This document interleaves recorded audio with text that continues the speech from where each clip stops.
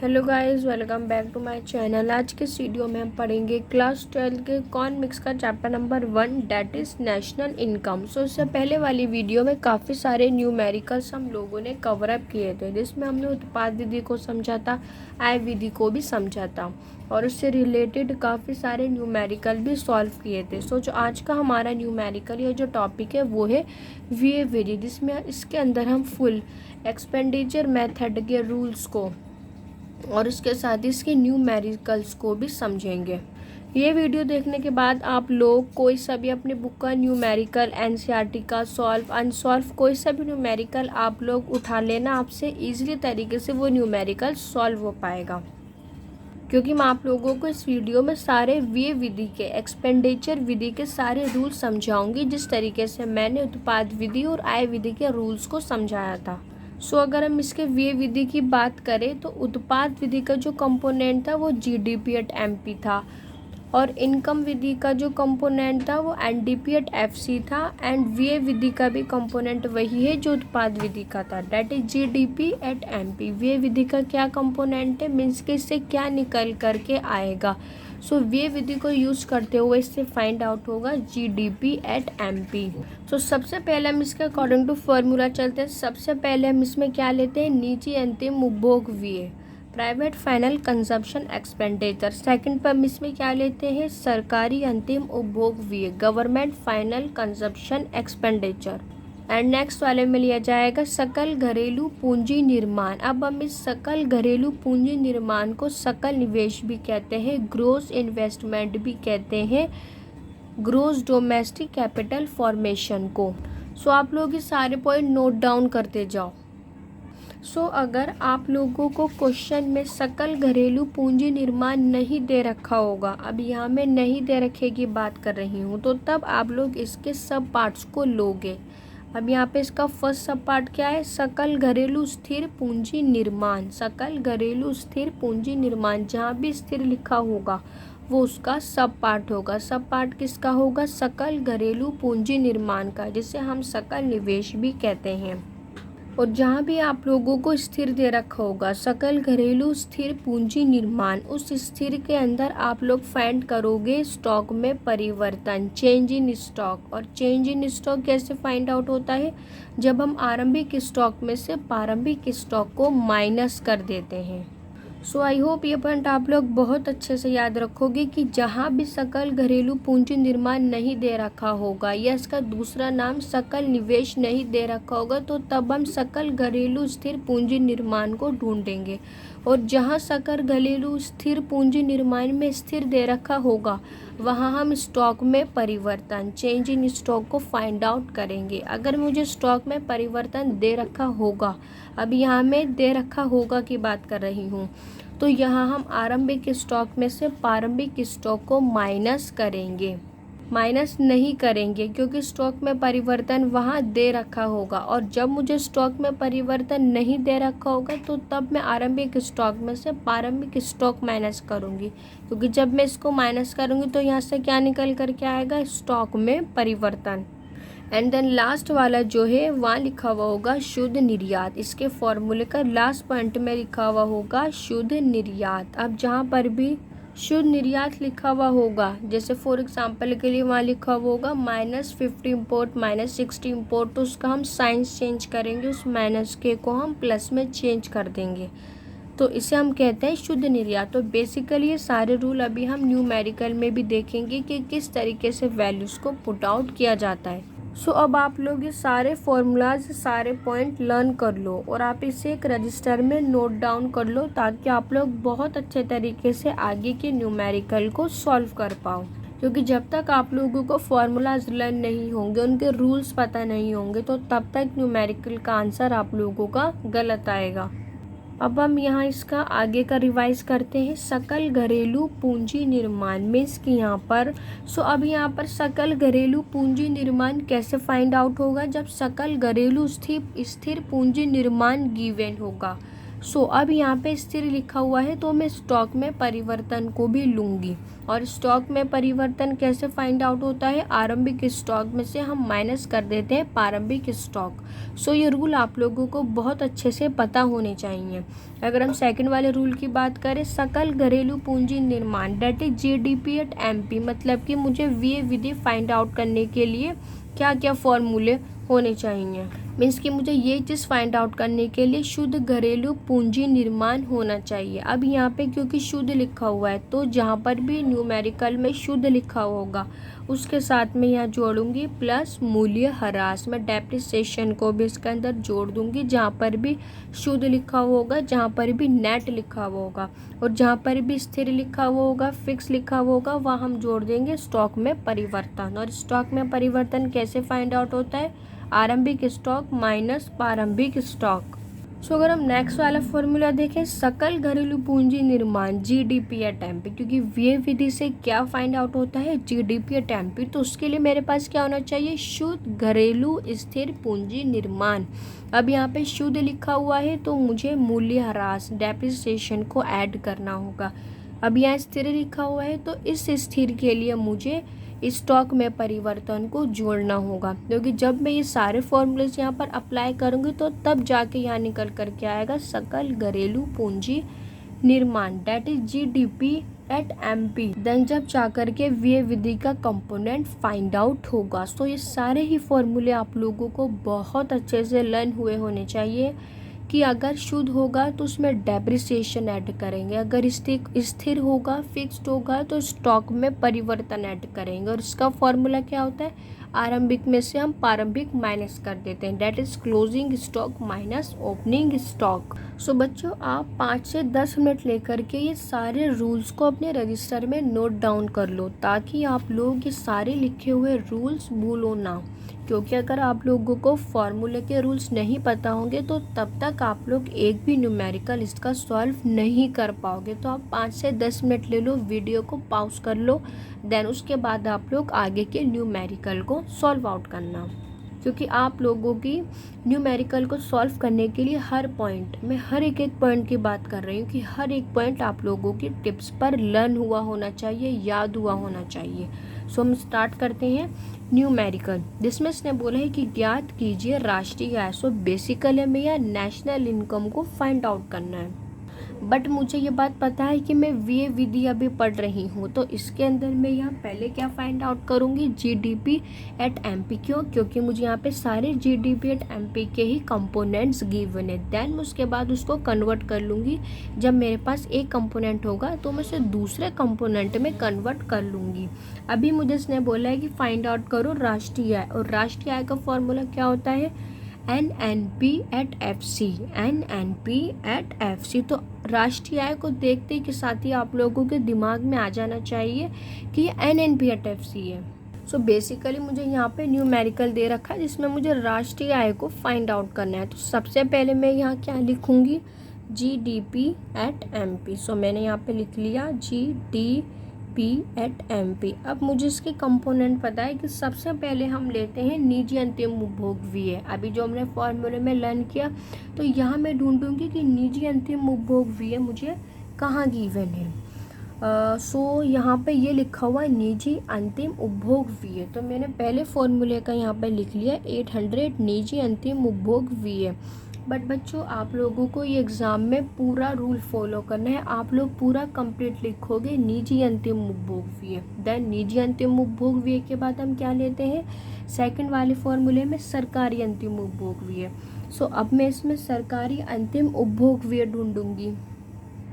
सो ये रही इसकी वैल्यू, सरकारी अंतिम उपभोग व्यय 300, तो मैंने इसकी वैल्यू को लिख लिया यहाँ पर 300। बट अगेन आप लोग पहले लिखोगे सरकारी अंतिम उपभोग व्यय। देन उसके बाद हम क्या यूज़ करते हैं फॉर्मूले का, सकल घरेलू पूंजी निर्माण। तो अब हम ये फाइंड आउट करते हैं कि क्या मुझे सकल घरेलू पूंजी निर्माण गिवन है, नो। सो उसके मैं सब पार्ट्स ढूंढूंगी, जो 2 सब पार्ट्स थे उसके। पहला सब पार्ट सकल घरेलू स्थिर पूंजी निर्माण, ये लिखा हुआ है यहाँ पर इसका शुद्ध घरेलू स्थिर पूंजी निर्माण, तो मैंने इसकी वैल्यू को लिख लिया +200। बट अब मुझे यहाँ पर क्या दे रखा है, शुद्ध दे रखा है, और शुद्ध के साथ क्या ऐड होगा, डेप्रिसिएशन। तो मूल्यह्रास को फाइंड आउट करते हैं। मूल्यह्रास स्थिर पूंजी को ही हम मूल्यह्रास डेप्रिसिएशन कहते हैं। तो उसके वैल्यू को मैंने लिख लिया 100। क्यों लिखा है मैंने 100, क्योंकि मुझे सब पार्ट्स के अंदर यहाँ दे रखा था शुद्ध, और जहाँ भी शुद्ध होता है वहाँ हम डेप्रिसिएशन लिखते हैं। तो मैंने डेप्रिसिएशन को ढूंढा और इसकी वैल्यू को लिख लिया, और उसके बाद इसके अंदर स्थिर भी दे रखा है। अब शुद्ध का तो जो रूल था वो कंप्लीट हो गया, बट अभी मुझे यहाँ पर इसने स्थिर भी दे रखा है। और अकॉर्डिंग टू फॉर्मूले के अकॉर्डिंग क्या था कि जहाँ पर स्थिर दे रखा होगा, फिक्स्ड दे रखा होगा, वहाँ हम स्टॉक में परिवर्तन को ऐड करेंगे। डेट इज स्टॉक में परिवर्तन ढूंढते हैं। अब ये दे रखी इसकी वैल्यू, स्टॉक में परिवर्तन -20। अगर मुझे यहाँ पे स्टॉक में परिवर्तन नहीं दे रखा होता तो मुझे आरंभिक और प्रारंभिक स्टॉक में से मैं माइनस करके फाइंड आउट कर लेती स्टॉक में परिवर्तन। तो यहाँ मैंने इसकी वैल्यू को भी लिख लिया, माइनस का साइन लगाते हुए 20। एंड नेक्स्ट वाले में हम क्या लिखते हैं, लास्ट वाले में शुद्ध निर्यात। सो अब हम यहाँ फाइंड आउट करते हैं फॉर्मूले का शुद्ध निर्यात। सो बेसिकली मुझे यहाँ पर एंड में ही गिवन है शुद्ध निर्यात माइनस का 50 है। बट अभी हमने फॉर्मूले में क्या समझा था, जहाँ भी शुद्ध निर्यात दे रखा होगा उसका साइन हम चेंज कर देंगे। अभी ये किस में है, माइनस में, तो मैं इसे किस में चेंज कर दूंगी, प्लस में। ये बन गया प्लस का 50। सो अब हम इसे सॉल्व आउट करते हैं। सिर्फ हमें इसमें अब सारी वैल्यूज़ को ऐड ही करना है। 8, 9, 10, 11, 12, 13, 14 और 50 और 20, 50, 60, 70। So answer is 1430। तो मैंने इसकी वैल्यू को लिख लिया। GDP एट MP की 1430। तो मेरे पास GDP एट MP है, बट अब मुझे फाइंड आउट क्या करना था, इसमें राष्ट्रीय आय, और राष्ट्रीय आय का फॉर्मूला क्या होता है, NNP at FC, NNP at FC। और मेरे पास एक कंपोनेंट है क्या, GDP एट MP। तो मैं इसकी वैल्यू को फाइंड आउट करूँगी। ग्रोथ से नेट जाने के लिए हम क्या करते हैं, माइनस मूल्यह्रास। इसे मैंने इंग्लिश के टर्म में लिख लिया है माइनस डेप्रिसिएशन। देन डोमेस्टिक से नेशनल जाने के लिए हम लोग क्या करते हैं, प्लस NFIA, विदेशों से प्राप्त शुद्ध कारक आय। बट आप लोगों को अगेन एग्ज़ाम के अंदर शॉर्ट फॉर्म यूज़ नहीं करनी है, आप लोगों को पूरा फुल लिख। एंड देन लास्ट यहाँ पर कि MP से FC जाने के लिए हम लोग करते हैं माइनस NIT शुद्ध अप्रत्यक्ष कर। तो वैल्यूज़ को पुट कर लेते हैं।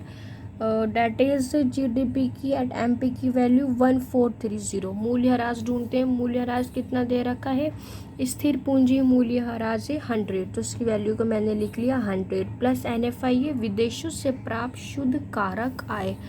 विदेशों ये लिखा हुआ है यहाँ पर विदेशों को प्राप्त शुद्ध कारक आय, क्योंकि अब यहाँ क्या हुआ है कि हमारी कंट्री ने बाहर लोगों को पैसे दिए हैं। तो मैं इसको +40 ना लिखते हुए यहाँ क्या लिखूँगी, माइनस का।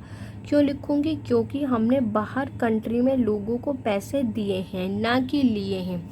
सो इसलिए मैंने विदेशों को प्राप्त शुद्ध कारक आय में प्लस की जगह माइनस का साइन लगाया। एंड देन उसके बाद दे रखा है NIT, विदेशों से प्राप्त शुद्ध अप्रत्यक्ष कर। अब शुद्ध अप्रत्यक्ष कर की वैल्यू को ढूंढते हैं। शुद्ध अप्रत्यक्ष कर की वैल्यू कितनी दे रखी है, 120। तो मैंने माइनस का साइन लगाते हुए यहाँ लिख लिया 120। अब इसे सॉल्व आउट करते हैं। 1430 में से -100 तो 1420, and then minus plus minus, minus minus plus, तो 1170 क्या निकलेगा इसका answer, that is NNP at FC, that is national income. So ऐसे करके अगर हमें फॉर्मूलेस पता है तो ये सिर्फ 2-3 मिनट के क्वेश्चन होते हैं जिसमें हम इसको सॉल्व कर पाते हैं। सो बच्चों, आई होप आप लोगों को भी ये न्यूमेरिकल बहुत अच्छे से समझ में आएगा कि बेसिकली हम किस तरीके से टर्म्स को पुट आउट करते हैं और किस तरीके से हम सॉल्व करते हैं। सो लेट्स सी, इसके बाद हम न्यूमेरिकल 2 को सॉल्व करते हैं। तो बच्चों यहाँ से शुरू होता है न्यूमेरिकल नंबर 2। सो अब आप लोग मेरे सॉल्व करवाने से पहले 5 से 10 मिनट्स आप लोग ले लो और आप लोग इसे खुद सॉल्व करने की कोशिश करो। देन जब तक के लिए वीडियो आप लोग पॉज कर लो, देन हम उसके बाद सॉल्व करते हैं न्यूमेरिकल नंबर 2। इसने मुझे बोला है कि GDP at FC find out करना है, बट मुझे पता है कि यहाँ पर जो कंपोनेंट है वो मुझे कौन से कंपोनेंट दे रखा है, GDP एट MP, जिससे क्या निकल करके आएगा बेसिकली VA विधि से। सो इसके अंदर हम क्या क्या वैल्यूज़ को पुट आउट करते हैं। अब मुझे पता है कि सारे कंपोनेंट मुझे GDP एट MP के दे रखे हैं, VA विधि के ही दे रखे हैं। सो सबसे पहले हम फॉर्मूले में लेते हैं सरकारी अंतिम उपभोग, निजी अंतिम उपभोग व्यय, सरकारी अंतिम उपभोग व्यय सेकंड पर लिया जाता है। सो यहाँ मैं लिख लेती हूँ निजी अंतिम उपभोग व्यय की वैल्यू मुझे दे रखी है यहाँ पर 800, तो मैंने फॉर्मूले में लिख लिया 800। उसके बाद हम लिखते हैं सरकारी अंतिम उपभोग व्यय, तो सरकारी अंतिम उपभोग व्यय की वैल्यू यहाँ मुझे दे रखी है 450, तो मैंने यहाँ 450 लिख लिया। देन उसके बाद हम मुझे यहाँ सकल घरेलू पूंजी निर्माण नहीं दे रखा, बट इसके सब पार्ट्स मुझे यहाँ मेंशन है। शुद्ध घरेलू पूंजी निर्माण, तो उसकी वैल्यू मैंने यहाँ पे लिख ली 150। तो अब मुझे यहाँ पे शुद्ध दे रखा है, तो शुद्ध के अंदर हम यहाँ पर क्या ऐड करेंगे, यहाँ पर ऐड होगा स्थिर पूंजी, क्योंकि शुद्ध दे रखा है तो जहाँ भी नेट होगा वहाँ डेप्रिसिएशन होगा। स्थिर पूंजी क्या है, डेप्रिसिएशन। तो मैं इसकी वैल्यू लिख लेती हूँ यहाँ पर प्लस का 50 प्लस। अगर मुझे यहाँ स्थिर दे रखा होता तो फिर मैं उसके बाद इसमें स्टॉक में परिवर्तन को भी ऐड करती, बट मुझे नहीं दे रखा, तो अब यहाँ बहुत बच्चे मिस्टेक करेंगे, यहाँ पे चेंज इन स्टॉक को 0 मान लेंगे। नो, ऐसी मिस्टेक आप लोगों को नहीं करनी, क्योंकि यहाँ स्थिर कहीं भी नहीं लिखा हुआ।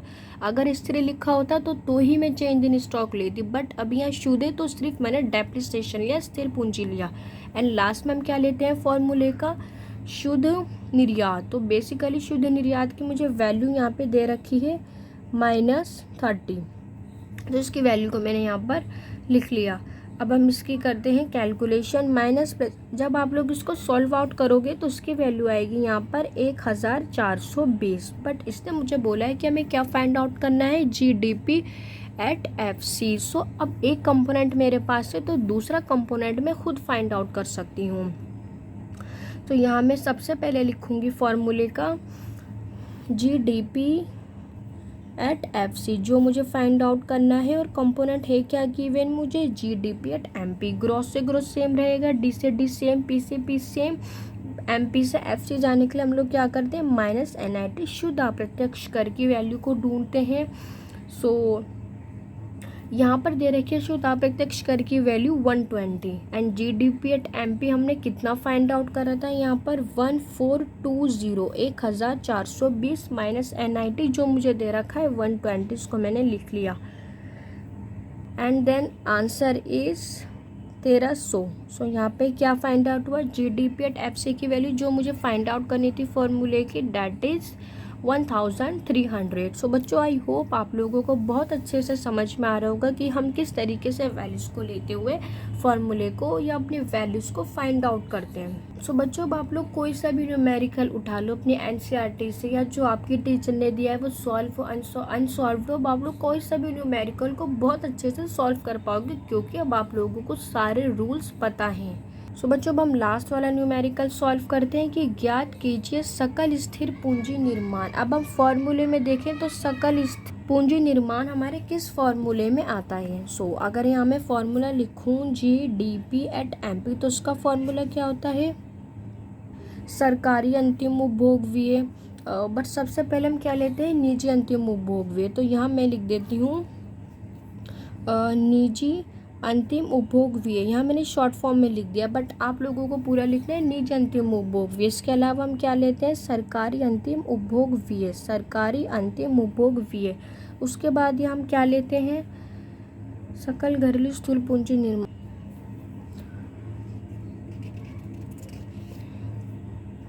और अगर यहाँ पर स्थिर होता है सकल घरेलू स्थिर पूंजी निर्माण, तो अगर यहाँ पे स्थिर है तो मैं यहाँ पे क्या लूँगी, चेंज इन स्टॉक, स्टॉक में परिवर्तन भी मैं यहाँ लिखूँगी। अगर यहाँ स्थिर दे रखा है तो स्टॉक में परिवर्तन, क्योंकि अभी तक हमने यही पढ़ा है कि शुद्ध होता है तो डेप्रिसिएशन, स्थिर होता है तो स्टॉक में परिवर्तन। एंड देन लास्ट में हम क्या ऐड करते हैं इसके अंदर, शुद्ध निर्यात। सो अगर मैं इनकी वैल्यू देखूं तो पहले मैं वैल्यूज़ पुट आउट करती हूँ कि मुझे इन सब में फॉर्मूले में क्या क्या गिवन है। सो सबसे पहले तो मुझे GDP एट MP की वैल्यू ही गिवन है, तो इसे मैंने यहाँ पर लिख लिया। अब क्या मुझे यहाँ पे निजी अंतिम उपभोग की वैल्यू गिवन है, येस 1000, मैंने उसको भी लिख लिया। क्या मुझे सरकारी अंतिम उपभोग व्यय की वैल्यू गिवन है, येस, तो मैंने इसको भी लिख लिया 500। और ये चीज़ मुझे फाइंड आउट करनी है, क्या चीज़, सकल घरेलू स्थिर पूंजी निर्माण। तो ऑब्वियसली ये मुझे नहीं दे रखा होगा, सकल घरेलू स्थिर पूंजी निर्माण, तो ये चीज़ तो मुझे फाइंड आउट ही करनी, तो ये चीज़ मुझे यहाँ पे नहीं दे रखी होगी, सकल घरेलू स्थिर पूंजी निर्माण। एंड देन उसके बाद चेंज इन स्टॉक, स्टॉक में परिवर्तन की मुझे फॉर्मूला दे रखा है, आरंभिक माइनस प्रारंभिक। तो यहाँ पे मैं इसका एज इट इज उतार लेती हूँ, प्लस लिख करके प्रारंभिक माइनस आरंभिक। एंड देन लास्ट वाला क्या है, शुद्ध निर्यात। शुद्ध निर्यात की वैल्यू भी मुझे यहाँ गिवन है, प्लस माइनस का 50, तो यहाँ मैंने लिख लिया प्लस माइनस का 50। सो अब इन सारी वैल्यूज़ को हम सॉल्व आउट करते हैं। सो अब यहाँ पर सकल घरेलू स्थिर पूंजी निर्माण की वैल्यूज़ फाइंड आउट हो जाएगी, क्योंकि मुझे यहाँ पे सभी वैल्यूज़ दे रखी है। मुझे GDP MP दे रखा है, निजी दे रखा है, सरकारी अंतिम उपभोग भी दे रखा है, तो ये चीज़ मुझे फाइंड आउट करनी है। मुझे स्टॉक में परिवर्तन भी दे रखा है, मुझे शुद्ध निर्यात भी दे रखा है। तो बस मैंने यहाँ पर क्या करा, सारी वैल्यूज़ को फॉर्मूले में पुट आउट कर दिया। तो देन जब मैं इसे सॉल्व करूँगी तो यहाँ पर फाइंड आउट होगा सकल घरेलू स्थिर पूंजी निर्माण, क्योंकि ये चीज़ मुझे फाइंड आउट करनी थी, पूंजी निर्माण। तो मैंने सारा फॉर्मूला लिखा और मैंने चेक करा मुझे कौन कौन सी वैल्यूज़ गिवन है। सो जब आप लोग इस टर्म को सबको सॉल्व करोगे तो उसका लास्ट आंसर आएगा 1150। So answer is 1150। So I hope आप लोगों को बहुत अच्छे से समझ में आया होगा कि किस तरीके से हम इस टाइप के न्यूमेरिकल को सॉल्व करते हैं। सो बेसिकली मैंने यहाँ पे पूरा फॉर्मूला लिख लिया और मैंने सोचा कि इन टर्म में से सिर्फ मुझे एक टर्म ही फाइंड आउट करनी है और मुझे बाकी सारी टर्म्स मुझे गिवन है, तो मैंने उसे माइनस प्लस करते हुए आंसर को फाइंड आउट कर लिया, दैट इज़ 1150। सो अब आप लोग कोई सा भी न्यूमेरिकल उठा लो, सॉल्व्ड अनसॉल्व्ड, जो आपके टीचर ने दिया हो, NCERT, या आप प्रीवियस क्वेश्चन उठा लो। सो इसमें से कोई भी ऐसा क्वेश्चन नहीं होगा जो आप लोग सॉल्व ना कर पाओ बच्चों। सो बच्चों मिलते हैं नेक्स्ट वाली वीडियो में जिसमें हम समझेंगे इसके नेक्स्ट टॉपिक को। सो जब तक के लिए गुड बाय।